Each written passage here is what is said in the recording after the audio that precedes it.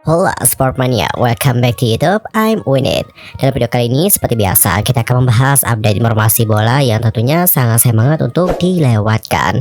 Dan untuk kalian yang terus mendapatkan update informasi seputar klub favorit kalian, pemain favorit kalian dan lain sebagainya, kalian bisa langsung subscribe channel YouTube ini sekarang juga. Buruan ramaikan dan kalian juga dijamin tidak akan menyesal untuk mensubscribe channel YouTube ini. Dan tanpa banyak bacot lagi, ya udah langsung aja yuk kita bahas seperti apa informasi selengkapnya.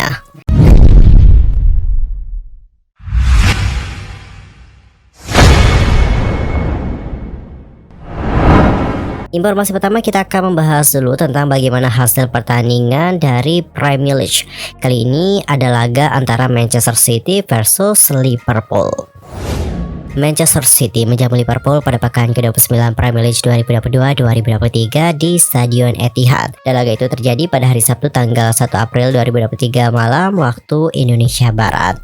Sempat tertinggal lebih dahulu, Manchester City mampu memenangkan laga dengan skor 4-1. Adapun untuk keempat gol dari Manchester City itu diciptakan oleh Julian Alvarez, Kevin De Bruyne, Ilkay Gundogan, dan juga Jack Grealish. Sementara itu, Liverpool mencetak gol melalui aksi Mohamed Salah. Dan hasil ini ataupun kemenangan ini membuat Manchester City sekarang memiliki 64 poin dan berada di posisi kedua. Mereka hanya tertinggal 5 poin saja dari Arsenal yang sekarang masih berada di puncak.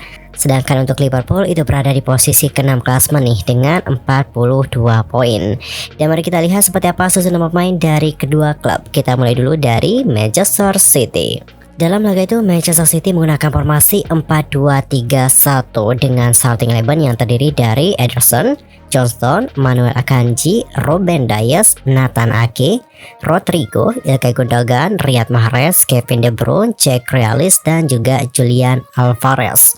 Sedangkan untuk Liverpool menggunakan formasi 4-3-3 yang mana untuk starting 11-nya terdiri dari Alisson, Trent Alexander-Arnold, Ibrahima Konate, Virgil van Dijk, Andy Robertson, Harvey Elliott, Fabinho, Jordan Henderson, Mohamed Salah, Cody Gakpo, dan juga Diogo Jota.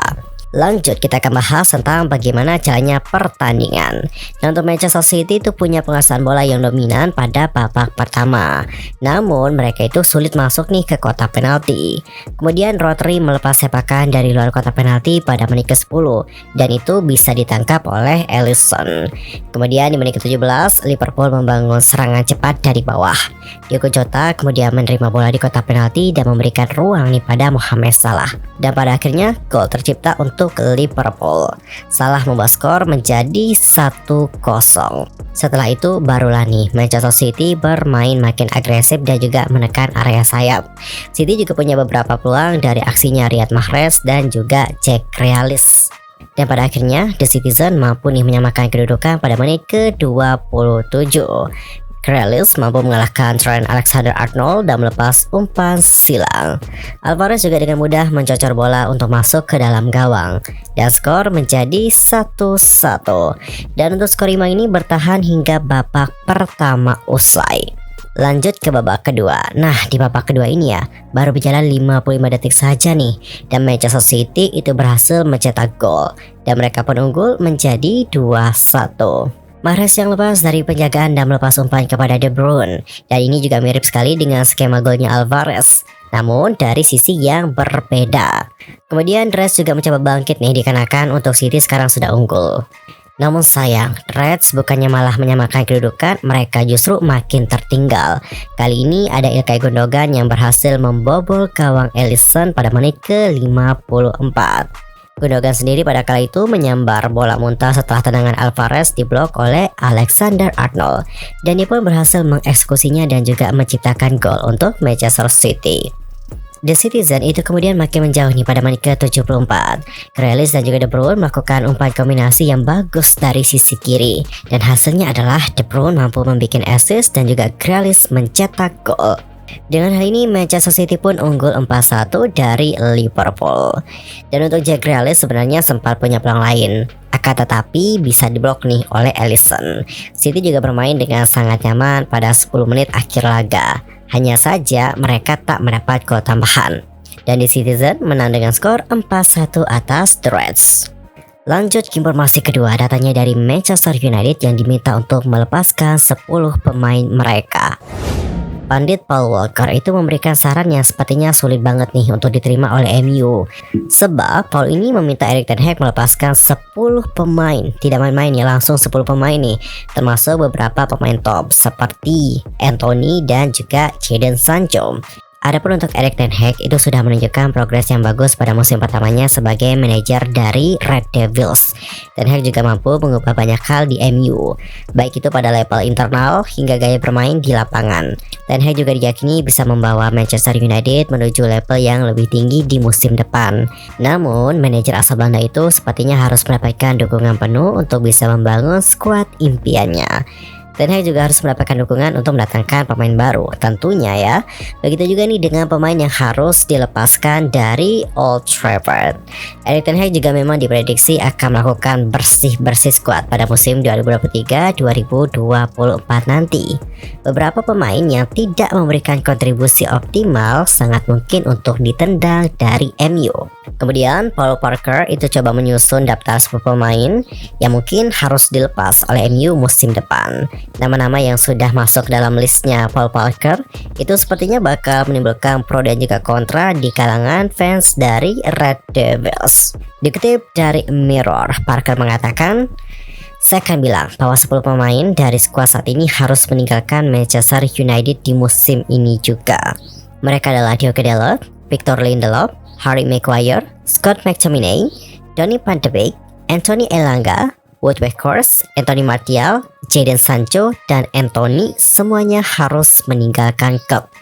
Dari 10 nama di atas, beberapa pemain tampil reguler dan juga sebenarnya cukup bagus di musim 2022-2023. Misalnya nih, Diogo Dalot. Selain itu ada juga Anthony. Anthony ini terus menjadi andalan Erik ten Hag walaupun belum tampil secara optimal. Selain 10 nama di atas, Paul Parker juga masih punya daftar 3 pemain lain yang harus didepak oleh MU.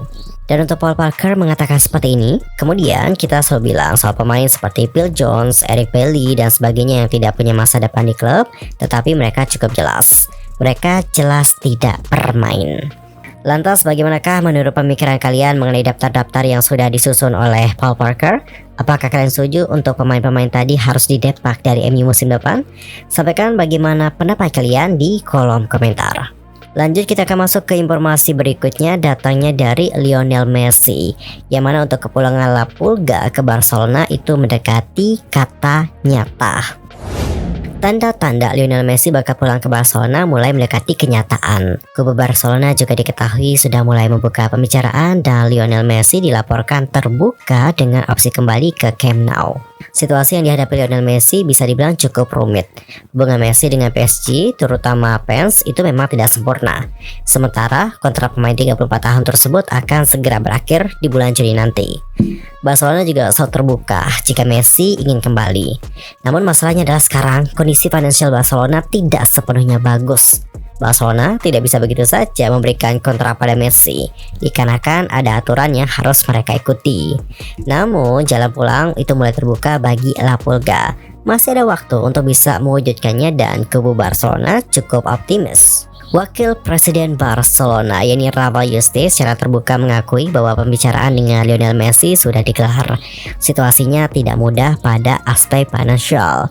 Namun ada optimisme jika salah satu pihak mengambil inisiatif. Ia pun mengatakan lebih lanjut, ada masalah financial fair play, tetapi lebih dari segalanya itu tergantung pada niat Leo Messi dan apakah dia ingin kembali. Jika itu niatnya, kami akan bahas. Kami adalah teman, kami sering ngobrol juga, tetapi ini bukan waktunya untuk bicara mengenai hal tersebut. Demi kebaikan Messi, klub ataupun skuad, ini adalah masalah yang sedang kami atasi, tetapi jika dia kembali, itu adalah lompatan yang besar. Di sisi lain untuk Paris Saint-Germain itu sebenarnya ingin Lionel Messi bertahan lebih lama. Hanya saja situasi yang kini dihadapi oleh Messi tidak mudah. Dikutip dari Sport, keluarga Messi ternyata lebih condong memilih opsi untuk kembali ke Barcelona pada musim depan ketimbang bertahan di Paris Saint-Germain.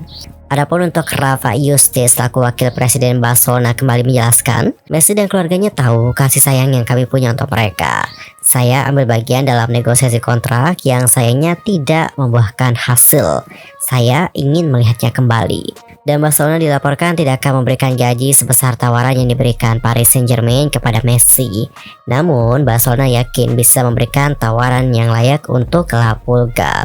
Adapun untuk pelatih PSG yakni Christophe Galtier tak bisa banyak berkomentar soal masa depan dari Messi. Bagi Galtier, situasi terkait kontrak Messi menjadi wilayah yang harusnya diselesaikan oleh manajemen PSG dan bukan oleh pelatih. Well, sepapannya informasi tadi menutup perjumpaan kita untuk hari ini.